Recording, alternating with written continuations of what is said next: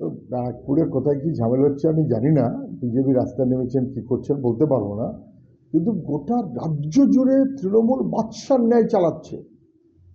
কেউ বাড়ি করবে, কেউ জমি কিনবে, কেউ পাঁচিল দেবে, কেউ রং করবে, অমনি তৃণমূলের বাহিনী এসে হাজির। ফুট গজ ইঞ্চিতে মাপ, টাকা চাই। এটা গোটা রাজ্য জুড়ে। ব্যারাকপুরে তৃণমূলের কাউন্সিলর, তাকে ওরা সাসপেন্ড করেছে। কেন তৃণমূল? কেননা তাকে সাসপেন্ড না করে কোনো উপায় ছিল না। 81 বছর বয়সের বৃদ্ধ মারা গেছেন বলে। কিন্তু তৃণমূলের কাছে সাসপেনশনের কোনো মানে আছে নাকি?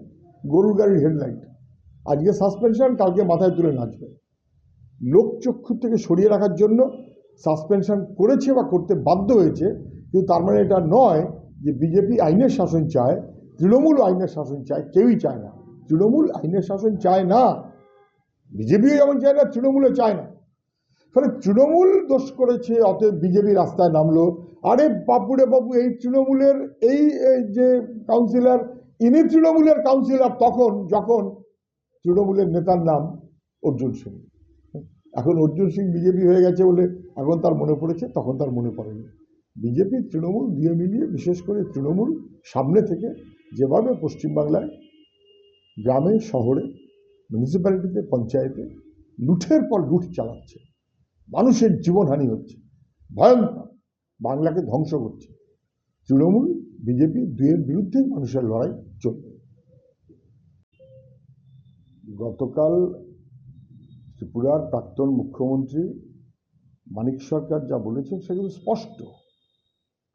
আমরা এর আগে একাধিকবার বলেছি, মমতা ব্যানার্জি গেছেন সুপ্রিম কোর্টে, বেশ করেছেন, এটা সবার যাওয়ার রাইট আছে। উনি একজন দরখাস্তকারী হিসেবে যদি যান, যেতেই পারেন। মুখ্যমন্ত্রী হলেও যেতে পারেন কিনা সেটা নিয়ে প্রশ্ন উঠতে পারে, কিন্তু উনি যেতে পারেন অ্যাজ অ্যান ইন্ডিভিজুয়াল, হয়তোবা। সেটা কোর্ট বিবেচনা করবে, এটা আমাদের বিবেচনা করার বিষয় নয়।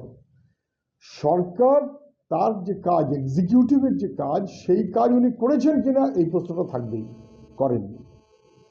লেজিসলেচারের মাথায় উনি আছেন বাস্তবে। বিধানসভায় রেজলিউশন নিলেন কি? কেরালা নিয়েছে, অন্য রাজ্য নিয়েছে, উনি নেননি। কেন নেননি? এসআইআরের বিরোধিতা করার জন্য গোটা রাজ্যের মানুষ, বামপন্থীরা তো বটেই, আমরা সহ সবাই বলছিলাম যেটা মানুষের অধিকার কেড়ে নেবার একটা ব্যবস্থা, নির্ভুল ভোটার তালিকার জন্য নয়। তখন মুখ্যমন্ত্রী কোথায় ছিলেন? মুখ্যমন্ত্রী গেলেনই যখন, শেষ দিকটায় গেলেন কেন? মানিক সরকার তো একই কথা বলেছেন, অনেক দেরিতে গেলেন। কিন্তু গিয়ে উনি যে কথাটা বলবেন, সেটা তো বাস্তবের যে কথাটা সবাই মিলে বলছে, মানুষ বুঝছে, সেটাকে বলতেই হবে, কোনো সন্দেহ নেই। সময় বাড়াবার কথা বলার কোনো বিকল্প আছে নাকি?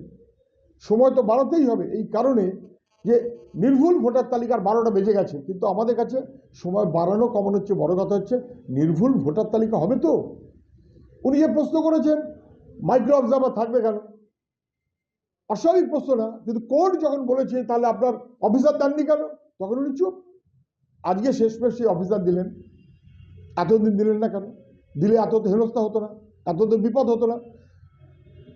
আজকে উনি দেওয়ার মধ্য দিয়ে প্রমাণ করলেন যে উনি ইচ্ছাকৃতভাবে দেননি। ফলে মুখ্যমন্ত্রী গেছেন, বেশ করেছেন, দাবি করবেন, বেশ করবেন।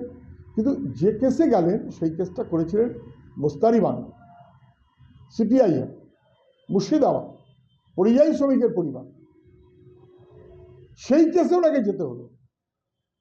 কিন্তু এখন সংবাদ মাধ্যমের প্রচারে অবশ্যই মুখ্যমন্ত্রী মানে মুখ্যমন্ত্রী, কিন্তু মুখ্যমন্ত্রী একবার খেয়াল করলেন না যে আপনি যেমন রাজ্যের মানে বাংলার মেয়ে, তার বাংলার মেয়ে মোস্তারিবানু যে কেসটা করলো শুরুতে, আপনি একবার তার সঙ্গে কথা বলার প্রয়োজন বোধ করলেন না?